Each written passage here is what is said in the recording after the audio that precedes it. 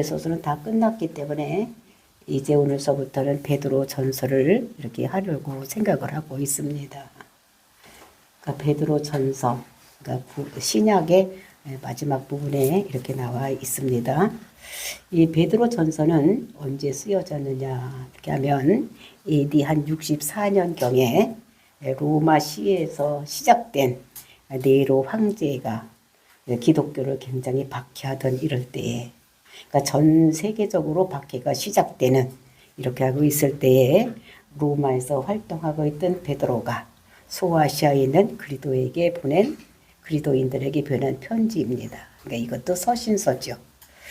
네로 황제는 로마를 아주 아름다운 도시로 만들기 위해서, 이렇게 보니까 로마가 오래된 도시이기 때문에 건축들이 전부 이상하고 마음에 안 들었어.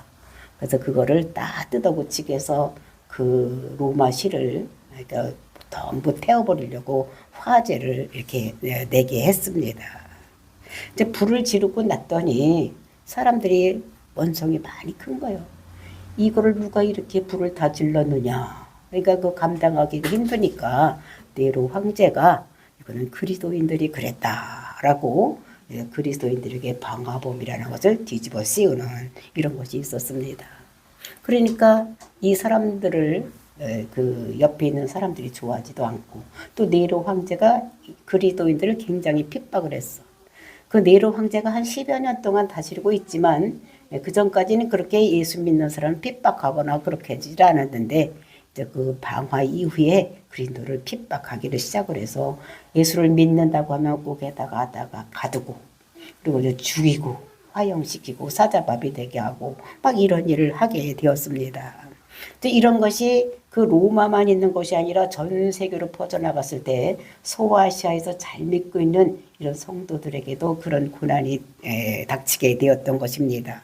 그래서 그들에게 위로하고, 그리고 그들에게 소망이 있으니까 너희들이 이제 믿음을 굳게 지켜야 된다. 이 세상이 다가 아니다. 우리가 사는 것은 앞으로의 세상을 바라보고 사는 것이니까 우리 구원받은 자들은 우리의 믿음을 굳건하게 지키고 살아야 된다. 이런 말을 하는 것이 오늘 이 베드로 전서인 것을 볼 수가 있는 것입니다. 근데 우리가 베드로 전서를 보면 베드로가 쓴 그 편지글이 두 편이 있어요. 그러니까 베드로 전서, 베드로 후서 이렇게 있는데, 이걸 전부 합해야 전서가 5장이고 후서가 3장이에요. 그래서 8장밖에 되지를 않습니다. 그러니까 베드로 하면 우리는 엄청나게 예수님과 같이 다니며 제사 12명 제사 중에서 가장 으뜸이 되는 제자, 수제자라고 알고 있어요. 그래서 이제 우리가 베드로 하면 굉장한 이런 능력을 가지고 있는 사람이라고 이렇게 생각을 하는데, 성경을 보니까 딱 8장밖에는 안 써져 있어. 그러니까 사도 바울을 보면은 그는 13권이나 서신서를 쓰는데 그것도 아주 장황하게, 그리고 이제 그 로마서 같은 것은 복음의 진술을 쓰자는 다이아몬드 서신이다. 뭐 이렇게 하면서 뭐 에베소서, 갈라디아서 뭐 엄청나게 많은 편지를 이렇게 쓰고 있는 것을 볼 수가 있습니다. 그래서 이제 우리는 베드로는 어떻게 수제자면서도 이렇게 서신서를 많이 쓰지, 책을 쓰지 못하고 있을까 이렇게 생각을 할 수가 있고, 또 그것도 보면은 사복음서 다음에 이제 사도행전 나오고 로마서 나오고 고린도 전후서 나오고 갈라디아서, 에베소서 막 쭉 나오는 것을 보면 전부 바울 서신인 것을 볼 수가 있어요. 그리고 이 베드로 전후서는 보면은 끄트머리에 가서 그냥 있는 거예요. 그러다 보니까 성도들도 이 베드로 전후서를 잘 읽지를 않고, 제일 우리가 많이 보는 거 복음서 보면은 로마서 막 중요하다고 하고 이런 걸 많이 볼 이런 것이 있어서, 그럼 베드로는 별로 하나님께서 쓰신 자가 아닌가 뭐 이런 생각도 들어가게 됩니다. 근데 베드로는 성경을 쓰기 위해서 부른 자가 아니라는 거. 이 사람은 뭘로 부르느냐? 설교자로 불렀다는 거예요. 그러니까 하나님께서 각 사람을 쓰시는데 다 사람마다 쓰시는 그런 것이 다르다는 것을 우리가 알 수가 있는 것입니다. 그래서 베드로가 우리가 사도행전에 보면은 그 사람이 한 번 설교를 할 때 성령을 받고 설교를 하니까 한 번 설교를 할 때 3,000명이 돌아오는 역사. 또 그 다음에 또 설교를 하니까 막 5천 명이 들어오는 역사가 일어났습니다. 근데 그때 우리가 그 예루살렘에 사는 인구가 뭐 지금 우리 청주 인구 같이 이렇게 많고 서울 인구 같이 많은 인구가 아니야. 몇만 명밖에 안 되는데. 근데 그 중에서 한 번 설교하면 3천 명이 돌아오고 또 설교하면 막 5천 명이 돌아오는 거는 굉장한 것입니다. 그런데 이 설교자를 부른 거예요. 이제 이런 것을 알아야 돼요. 그러니까 사람마다 다 하나님이 쓰시는 그런 것이 다 다르다. 은사가 다 다르다는 것을 우리가 알 수가 있는데, 그럼 그렇게 설교자인 이 사람이 왜 그러면 베드로 전서를 쓰고 베드로 후서를 썼는가?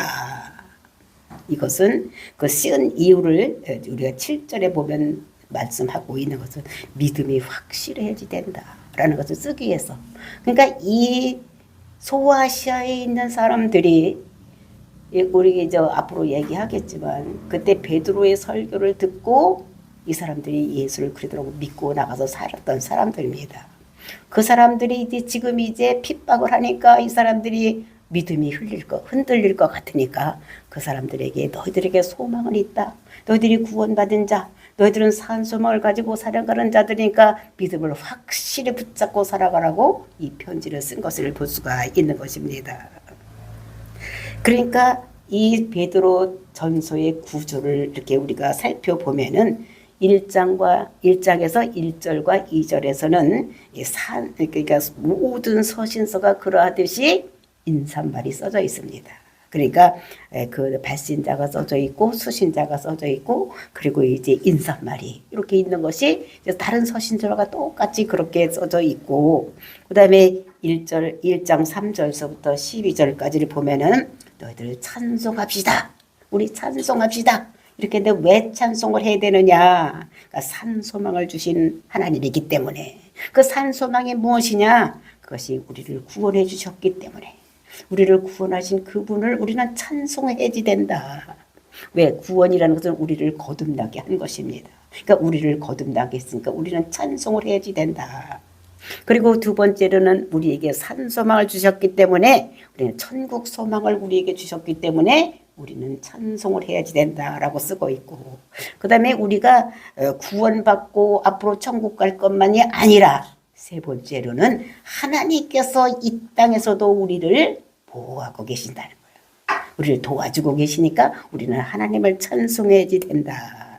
그래서 이런 우리 세 가지 은혜를 받았기 때문에 우리 예수 믿는 사람들 핍박받고 힘들고 어렵지만 우리는 찬송하고 살아야 된다는 것을 우리들에게 말씀하고 있는 것입니다.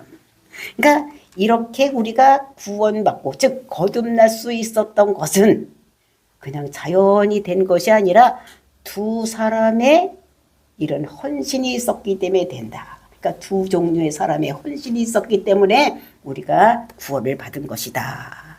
그 두 사람이 어떤 종류의 사람이냐? 제일 첫 번엔 선지자가 있었기 때문에 우리가 구원을 받을 수가 있었다는 것입니다. 그러니까 선지자가 수고를 했다는 거예요. 그럼 어떤 선지자가 어떤 수고를 했느냐? 하나님께 기도하고 하나님의 믿음으로 인해서 하나님으로부터 음성을 받았다는 거예요. 응? 메시아가 이런 사람이다. 그분이 오면 이런 일을 한다. 뭐 이런 것들을 하나님으로부터 음성을 듣는 자가 선지자입니다. 그러니까 자기가 그런 음성을 들으면 그러면 다른 선지자들이 들은 음성은 어떤 것인가? 다른 선지자들이 써는 그런 하나님의 말씀은 어떤 것인가를 읽고 분석하면서 정말로 나에게 들어진 말씀이 진정 옳은 것인가? 이런 거를 생각하라고 선지자들이 글을 써놨기 때문에 우리가 지금도 구원을 받을 수가 있고 즉 거듭날 수가 있었다는 것입니다. 만약에 그런 선지자들이 없으면 정말로 우리를 구원하신 일이 어떤 일인지 알지도 못하고 그분이 어떤 분인지도 모르고 이렇게 됐었는데 구약의 선지자들이 있었기 때문에 우리가 거듭날 수가 있었다는 것입니다. 그리고 그렇게 선지자들이 그런 복음의 말씀을 써놨다고 할지라도 이 사람들이 그 말씀을 듣고 자기만 믿고 자기만 천국 갈 것을 생각하고 있었다면 이 꼭 다물이고 나만 가면 되지 뭐 이렇게 하고 있었다면은 우리에게 그런 구원의 기쁜 도시 복음이 안 들려졌을 것입니다. 근데 이들이 어떻게 했냐면 막 힘들고 어려운 일을 당하고 복음 전하다가 맞기도 하고 막 어떻게 감옥에 가기도 하고 자기 재산을 빼앗기도 하고 이렇게 했지만 그럼에도 불구하고 자기 많은 사람들에게 나가서 복음을 전하는 선교사들이 있었기 때문에 그것이 지금 우리가 예수를 그리스도라고 믿고 거듭나고 우리가 구원을 받을 수가 있다는 것입니다. 그러니까 이런 은혜를 받았으니까 우리는 찬송을 해야지 된다라고 이렇게 3절부터 12절에서는 말씀하고 있는 것을 볼 수가 있습니다. 그리고 이제 1절부터 1장 13절서부터 2장 12절까지는 이제 그렇게 우리에게 구원을 받았는데 그냥 구원받은 거 딱 끝나는 것이 아니라 구원받았기 때문에 우리에게 하나님께서 산 소망을 주셨다. 그러니까 산 소망은 건 죽은 것이 아니라 살아있다는 거예요. 뭐냐면 천국에 대한 그런 소망을 우리가 가지고 있기 때문에 우리는 찬송하는데 우리는 이렇게 산 소망을 가진 자들은 그럼 어떤 삶을 살아야 되는가? 이런 것이 써져 있는 것이 13절서부터 2장 12절까지 말씀입니다. 어떤 삶을 살아야 되느냐? 그냥 내가 구원받았으니까 뭐 그냥 나는 이 세상에 살다가 그냥 천국 가면 되니까 이렇게 가만히 사는 것이 아니라 우리는 거룩한 삶을 살아야 된다. 즉 구별된 삶을 살아야 된다는 것을 말씀하시고 그 다음에 두 번째로는 이렇게 우리에게 소망이 있기 때문에 우리는 서로 즉 피차에 사랑을 하고 살아야 되는데 그 사랑이라는 것이 무엇이냐 우리가 뭐 이렇게 사랑해 뭐 이렇게 아니면 뭐 사랑해 이것이 사랑이 아니라는 거예요. 그럼 사랑이라는 것은 말로만 하는 것이 사랑이 아니라 사랑이라는 것은 무엇이냐 책임지는 사랑을 하는 거예요. 그 사람의 힘들고 어려운 일이 있으면 그것을 같이 가서 도와주고 기도로 도와주고 또 물질로 도와주고 이렇게 책임지는 사랑을 해야지 된다는 것을 말씀하고 그 다음에 우리가 산 소망이 있는 사람은 그냥 한번 예수를 믿고 그냥 가만히 있는 것이 아니라 어린아이를 낳아놓으면 걔가 자라야 되는 것 같이 우리가 예수를 그리스도라고 믿어서 구원받았으면 우리의 믿음이 차차로 자라가야지 된다는 것을 우리들에게 말씀하고 있습니다. 그리고 이제 우리가 소망이 있는 사람들은 우리가 교회가 되고 제사장이 되어야 된다고 말씀하고 있는 것입니다. 그러니까 교회라는 것은 이런 건물이 아니라 한 사람 한 사람이 다 교회인 거예요. 그러니까 우리가 교회가 돼야 되는데 이런 사람들이 또 교회가 돼야 되는데 모여야지 되는 거예요.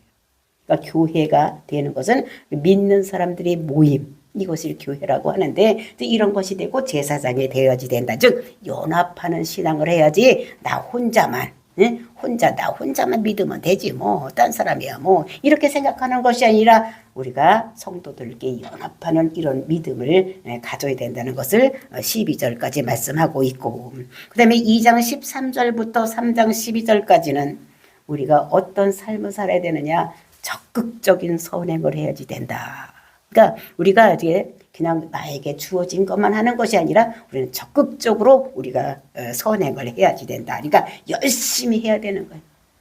그냥 오늘이나 내일이나 똑같이 그렇게 하는 것이 아니라 우리는 열심히 전하기도 하고 다른 사람에게 복음을 전해서 죽어가는 영혼을 살리는 일에 우리는 적극적으로 일을 해야 된다는 것을 말씀하고 있고 그 다음에 네 번째로 3장 13절부터 4장 6절까지는 고난이 유익이다. 지금 소아시아 교회 또는 전체적으로 그 당시에 많은 사람들이 고난을 받고 있는데 그 고난이 유익이라는 거예요. 오늘날도 우리가 예수를 믿으면 고난이 따라오는데 그 고난이 우리에게 유익이라고 말씀을 하고 있는데 왜냐하면 그것이 복음의 통로가 되기 때문에 힘들고 어려운 일이 있어서 안 믿던 사람이 믿음으로 믿어서 잘 되는 사람을 보고 믿어서 갈 수 있는 이런 것이 된다는 거예요. 그러니까 그 고난이 없을 때는 이 세상에서 뭐 잘 나가면은 어떻게 해요? 등 뜨시고 배부른 사람은 안 믿는 거예요. 근데 고난을 통해서 우리가 예수를 그리스도라고 받아들일 수가 있기 때문에 우리가 고난이 유익이다라고 말하고 있는 것입니다. 그 다음에 두 번째로는 그 고난이 왔을 때 우리가 내가 뭘 잘못했는지 이렇게 생각을 하면서 자기 생활을 뒤돌아보면서 죄를 그치게 하는 이런 것이 고난이 우리에게 주는 유익이라는 것을 3장 13절서부터 4장 6절까지 말씀을 하고 있습니다. 그리고 다섯 번째로는 4장 7절부터 4장 끝까지 4장에서는 뭘 얘기를 하느냐 그럼 고난을 우리는 어떻게 이겨야 되느냐 이런 것들. 그러니까 서로 성도들끼리 서로 자기 힘들고 어려운 문제를 얘기를 하고 서로 중보기도 하고 적극적으로 사랑하고 이렇게 해서 고난을 이겨야 된다는 것을 말씀하고 있고, 그 다음에 이제 5장 맨 끝에는 한 장은 그 여러 가지로 권면하는 이런 말씀으로 사도 베드로가 그 위로의 편지를 쓰고 있는 것을 볼 수가 있는 것입니다. 그래서 우리가 오늘 정말로 오늘날 우리에게 주시는 말씀이라고 생각을 하고 이 베드로 전서를 머릿속에다 넣고 이렇게 생각을 해보면 우리가 신앙생활을 어떻게 해야 되는지, 우리가 믿음이 자라가려면 어떻게 해야 되는지를 이렇게 보기 위해서 베드로 전서를 다 간략적으로 대충 어떻게 써져 있는지 이런 거를 알아보았습니다. 그래서 우리가 믿음 생활하려면 우리는 어떻게 해야 되는지, 그러니까 우리가 베드로 전서를 그냥 막 읽어보면 어려운 말로 써서 잘 몰라요. 그러니까 그렇게 장마다 또는 어디 절마다 이렇게 써서 어떤 맥락으로 써져 있는지 그거를 머릿속으로 큰 그림을 먼저 그려놓고 한 절 한 절 읽으면 아 이것이 그렇구나 하고 우리가 애워질 수 있도록 이렇게 하고 신앙생활하는 저와 여러분이 되시기를 예수님의 이름으로 축원을 드립니다. 1절 말씀 보시겠습니다. 본문으로 들어가서 1절 말씀. 예수 그리스도의 사도 베드로는 본도 갈라디아 갑바디오기아 아시아와 비두니아에 흩어진 나그네 이렇게 말씀하고 있습니다. 그래서 이제 발신자는 자기가 베드로라고 얘기를 하고 있는 것입니다. 그러니까 이 베드로 전서는 자기가 쓴 것인데 베드로다 이렇게 얘기를 하고, 그러면서 이제 편지 끌이니까 발신자, 수신자 그리고 인사가 있는 것을 볼 수가 있는데, 그래서 발신자는 베드로가 했고 수신자에 대해서 얘기를 하는데 자기를 짧게 소개를 하고 있는 것을 볼 수가 있어요. 그러니까 사도 바울은 이렇게 서신자를 보면 자기를 그래도 좀 길게 소개를 했어요. 근데 이 사도 베드로는 자기를 짧게 이렇게 소개를 하고 있는데, 그래서 예수 그리스도의 사도 베드로 이렇게 자기를 소개하고 있는 것을 볼 수가 있는 것입니다. 왜 이렇게 이 사람이 자기를 짧게 소개를 했을까? 이거 생각을 해봤더니 이 사람의 직업은 어부예요. 그러니까 어부는 그물을 던지는 자입니다. 근데 그물을 던져놓으면 이제 어부가 할 일은 없는 거예요. 그렇죠? 어부가 그물을 딱 던져놓으면 그 다음에 거기에 그물에 고기가 걸리고 이렇게 하는 거는 어부가 할 수 있는 일은 아니야. 다 누가 해야 됩니까? 하나님께서 해주셔야지 되는 이런. 그러니까 그 이외의 생활은 다 맡기는 삶이요. 이것만 갖다가 어부면 어망만 던져놓고 그물만 던져놓고 낚시만 던져놓고 어떻게 하느냐? 그냥 기다리고 있는 이런 것인 것을 볼 수가 있어요. 그래서 베드로의 이런 서신서 베드로의 말을 들어보면은 너의 염려를 주께 맡겨라. 어? 다 맡기는 삶을 사는 이런 사람인 것을 우리가 여기서 볼 수가 있어요. 그러니까 자기를 소개할 때도 그냥 자기를 정확하게 소개를 하지 않는 이런 것들을 볼 수가 있는 거예요. 자기를 짧게 소개를 하고 있는 것을 볼 수가 있는데, 근데 자기를 뭐라고 소개를 하냐? 그리스도의 사도다라고 이렇게 자기를 설명하고 있는데, 그 사도라는 것은 아포텔로스 이런 말입니다. 히브리말로 아포텔로스인데, 이 아포텔로스라는 말은 무엇이냐? 그러니까 뭐 보냄을 받은 자, 보낸 자라는 거예요. 그러니까 이것은 누구로부터 보냄을 받았는데, 이것은 예수 그리스도의 사도 이렇게 얘기를 했으니까 이거는 예수님께서 보내신 사도라는 거예요. 그러니까 자기가 그냥 스스로 한 것이 아니라 예수님께서 보낸 사도라. 그러니까 그러니까 보냈음을 받았으니까 분명한 뭐가 있느냐? 목적과 메시지를 가지고 파송된 자라는 거예요. 그러니까 예수님께서 자기를 보냈는데 분명한 목적과 사명이 있어서 보냈다는 것을 얘기를 하는 거예요. 그러니까 내가 지금 하는 말은 내 개인의 말이 아니다. 베드로 말이 아니라 누구 말이라는 거예요? 목적과 사명을 가지고 예수님께서 보냈으니까 다 이거는 내가 하는 말이 아니라 하나님이 하시는 말씀이다. 이렇게 얘기를 하고 있는 것을 볼 수가 있는 것입니다. 그래서 나를 파송한 하나님의 말씀을 내가 전하기 위해서 지금 붓을 들어서 쓰는 것이다 라고 얘기를 하고 있는데, 그 다음에 이제 수신자가 누구냐? 이 편지를 받은 사람이 누구냐? 분명하게 나와 있는데 뭐라고 그러냐? 본도, 그 다음에 갈라디아, 갑바도기아, 아시아, 비두니아에 흩어진 나그네. 그래서 지금 제가 그림을 주고 속에다 넣어서 드렸습니다. 그러니까 여기가 어디냐? 본도, 갈라디아, 갑바도기아, 아시아, 비두니아가 어디냐면 오늘날 투르키에, 옛날에 터키, 이제 거기에 지방을 얘기를 하는 것입니다. 그래서 본도 이렇게 보니까 어디에 베드로는 본도가 맨 위에 있는 거예요. 본도 여기 길게 비두니아와 본도 이렇게 나와 있죠. 거기가 비두니아가 여기 있고 그다음에 본도 여기 있어. 그 두 개가 거기 위에 있는데 그다음에 뭐가 있습니까? 갑바도기아가 이쪽에 있겠어. 갑바도기아, 그죠? 갑바도기아는 터키 여행을 가보신 분은 알지만 굉장히 아름다운 풍경들이 많이 있는 거예요. 막 우뚝우뚝 막 바위 같은 것이 서져 있는데 막 버섯 같은 것도 서져 있고 하여튼 여러 가지 모양으로서 엄청 그러니까 여기 우리나라에서는 전혀 볼 수 없는 이런 풍경들이 많아서 거기는 뭐가 뜨더냐면 이렇게 열기구 타고 이렇게 구경하는 이런 데가 어디냐면은 거기가 요 갑바도기아 가서 구경했던 거예요. 김성수 강도사도 가본 생각나요? 열기구 탄 생각? 거기가 갑바도기아요. 응? 거기. 그 다음에 그 밑으로 가면 길리기아. 근데 여기 길리기는 나오는데 그 다음에 갈라디아. 여기 갈라디아 지방. 이렇게 여기 갈라디아. 근데 여기 길리기아 여기 다소. 여기는 누가 살던 데입니까? 사도 바울이 고향이 여기 길리기아 있는데. 그 다음에 이제 부르기아, 갑바도기아, 그 다음에 아시아. 아시아는 우리나라 여기 대한민국 이쪽이 아시아가 아니라 소아시아를 얘기를 하는 것입니다. 그래서 여기 소아시아, 아시아와 비두니아. 이제 비두니아 여기 있었지, 위에. 여기, 그러니까 이 전체 지방에 붙어져 살고 있는 예수 그리스도를 믿는 사람들에게 보낸 편지다. 이렇게 얘기를 하고 있는 것을 볼 수가 있는 것입니다. 근데 보니까 흩어진 나그네래. 거기에서 흩어진 나그네라고 써져 있는데 그 왜 흩어진 나그네라고 했느냐. 그것은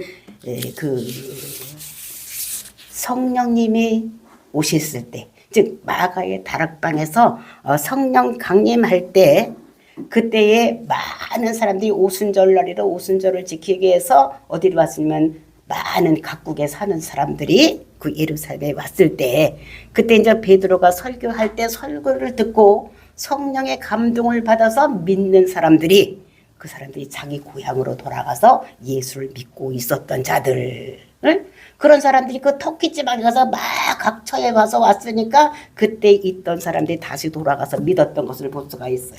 그래서 그것이 사도행전 2장에 보면은 그것이 나타나고 있는 것을 볼 수가 있는데 사도행전 2장 1절을 보니까 그 성령님이 이제 마가 다락방에 이렇게 오시는 것이 2장입니다. 그래서 2장 보니까 사도행전 2장 1절입니다. 오순절날이 이미 이름에 그들이 다 같이 한 곳에 모였더니 이제 오순절날 모였던 것을 볼 수가 있어. 그리고 3절에 보니까 마치 불의 혀처럼 갈라지는 것들이 그들에 모여 각 사람 위에 하나씩 임하여 있더니 그러니까 불의 혀 같은 것이 갈라지는 것이 뭐냐면 성령이 역사하는 것을 볼 수가 있는 것입니다. 그때 어떤 일이 일어냐 그들이 다 성령의 충만함을 받고 성령이 말하게 하심을 따라 다른 언어들로 말하기를 시작하니라. 그러니까 다른 언어들로 말을 성령이 오니까 다른 언어들로 막 말을 한 그게 방언을 얘기를 하는 거죠. 그 다음에 5절 그때 경건한 유대인들이 천하 각국으로부터 와서 예루살렘에 머물러 있더니 그러니까 천하 각국으로부터 많은 사람들이 왜냐하면 오순절을 지키기 위해서 그 예루살렘에 모여 있었다는 것입니다. 그러면 6절 보니까 이 소리가 나며 큰 무리가 모여 각각 자기의 방언으로 제자들이 말하는 것을 듣고 소동하여 그때 왔던 사람들이 제자들이 말을 하는데 각국에 왔던 사람들이 다 자기네 나라 말로 들렸다는 거예요. 내가 이렇게 말을 하는데 미국에 온 사람은 미국 말로 들리고 소련에서 온 사람은 소련 말로 들리고 막 이런 역사가 그때 일어났다는 것입니다. 그 다음에 구절을 보니까 우리는 바데인과 메데인과 엘람인과 또 메소포타미아와 유대와 그 다음에 이제 그 다음서부터 들어보세요. 갑바도기아 본도와 아시아, 부르기아와 밤빌리아. 즉 이렇게 말고 애굽 뭐 다른 나라에 구레네 사람 많이 왔다고 얘기를 하는데 이때 왔던 사람들이 어때? 본도 그다음에 갑바도기아, 아시아, 부르기아, 밤빌리아 이때 이 사람들이 그 마가 다락방에 그 성령 충만할 때 왔던 사람들이라는 거예요. 그래서 이때 감동을 받은 사람들이 베드로가 전한 예수를 믿게 된 거예요. 그래서 38절에 보니까 그 사람들이 어떻게 하느냐. 38절입니다. 베드로가 이르되 너희가 회개하여 각각 예수 그리스도의 이름으로 세례를 받고 제사함을 받으라. 그리하면 성령을 선물로 받으리라. 그러니까 성령을 선물로 받으리라고 성령에 대해서 베드로가 얘기를 했어요. 그 다음에 39절 보니까 이 약속은 너희와 너희 자녀와 모든 먼데 사람 곧 주 우리 하나님이 얼마든지 부르시는 자들에게 하신 것이다. 그러면서 주 하나님 이렇게 얘기를 하고 있는 것을 보세요. 그러니까 여기에 나와 있는 것을 보니까 사도행전에서 그때 설교를 거기 사도행전 2장을 보니까 성령도 나오고 예수님도 나오고 하나님도 나왔어. 요 하나님, 예수님, 성령님을 우리는 뭐라고 그럽니까? 삼위일체 하나님이라고 그래요. 그 삼위일체 하나님을 사도 베드로가 그때 거기 있던 사람들에게 설교를 한 거예요. 그래서 이 설교를 깨닫게 듣고서 깨달은 것. 이전까지는 유대인들은 뭐만 믿었습니까? 하나님만 믿었어. 그런데 이때 베드로가 하나님, 예수님, 성령님에 대해서 설교를 했더니 이 사람들이 어떻게 해요? 그것을 여러 말로 확증을 다 들으니까 아하 이것이 성령님이 하시는 말씀이구나. 그래서 이런 말로 했을 때에 우리가 40절 보니까 또 여러 말로 확증하여 권하여 이르되 너희가 이 패역한 세대에서 구원을 받으라 하니 네? 그렇게 설교를 해놓고 구원을 받으라 패역한 세대에서 구원을 받으라 했더니 41절에서 무슨 일이 일어났으냐. 그 말을 받은 사람들은 세례를 받음에 이날에 신도의 수가 3,000이나 되더라. 그러니까 한 번 설교를 했더니 3,000명이 돌아오고 그 다음에 또 다른 날 또 설교했더니 5,000명이나 돌아오는 역사가 일어나니까 그러므로 사도 베드로는 성경을 쓸 필요가 있어요 없어요? 없지. 왜냐면 말만 하면 3,000명 5,000명이 돌아오는데 그 책 써서 그렇게 하는 일이 아니고 이렇게 했다는 거예요. 그래서 설교를 듣고 근데 그때 가만히 설교만 듣고 가만히 있었던 것이 아니라 그런 사람들이 삶이 바뀌었다고 얘기를 하는 것을 볼 수가 있는데 삶이 바뀌어서 그 사람들이 모여서 예배를 드린 것을 성경 사도행전 2장 42절에서 말씀하고 있습니다. 그들이 사도의 가르침을 받아 서로 교제하고 떡을 떼며 오로지 기도하기를 힘쓰니라. 이렇게 삶이 바뀌고 있다는 거예요. 그러니까 베드로는 믿음을 그래서 그 사람들이 갖게 하는 이런 사람인데 그러니까 지금 로마에서 편지를 쓰고 있는 베드로 지금 이때는 말년입니다. 첫 때는 거기서 설교만 했던 이런 사람이 이제 로마에 가서 이제 마지막 때쯤 됐을 때는 말년에는 어떻게 했느냐 거기 가서 설교를 하는데 어떤 초기에도 베드로를 어떻게 삼위일체 하나님에 대해서 설명을 했어. 성령이 왔을 때 그 다음에 설교를 할 때 삼위 하나님에 대해서는 설교를 했는데 이제 지금도 어떻게 여기서 보니까 어떻게 삼위일체 하나님에 대해서 설명을 하는 것을 볼 수가 있어. 그것이 2절 말씀입니다. 2절 말씀 보시겠습니다. 곧 하나님 아버지 미리 하심을 따라 성령이 거룩하게 하심으로 순종과 예수 그리스도의 핏부림을 얻기 위하여 택하신 받은 자들에게 편지하노니 은혜와 평강이 너희에게 있을지어다. 그러니까 하나님에 대해서 또 성령님에 대해서 예수 그리스도에 대해서 여전히 삼위의 하나님에 대해서 설교를 하고 있는 모습을 쓰고 있는 모습을 볼 수가 있습니다. 그러니까 누가 봐도 이거는 베드로가 쓴 편지다라는 것을 알 수 있고 그 당시에 유대인들은 하나님 믿는 즉 유일신 하나님만 믿고 있었는데 베드로는 하나님에 대해서 예수님에 대해서 성령님에 대해서 그것이 나오는 삼위일체 하나님을 가르치는 것을 볼 수가 있는 것입니다.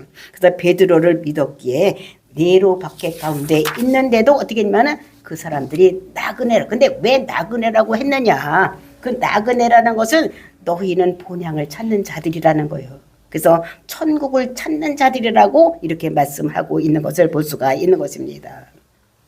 그래서 핍박받고 있는 이 세상이 다가 아니다.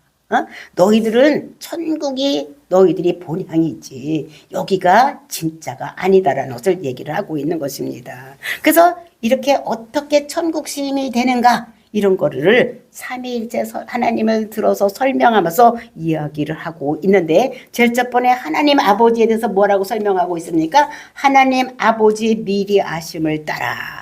그러니까 미리 아심을 따라. 언제 알았습니까? 예수님께서 창세 전에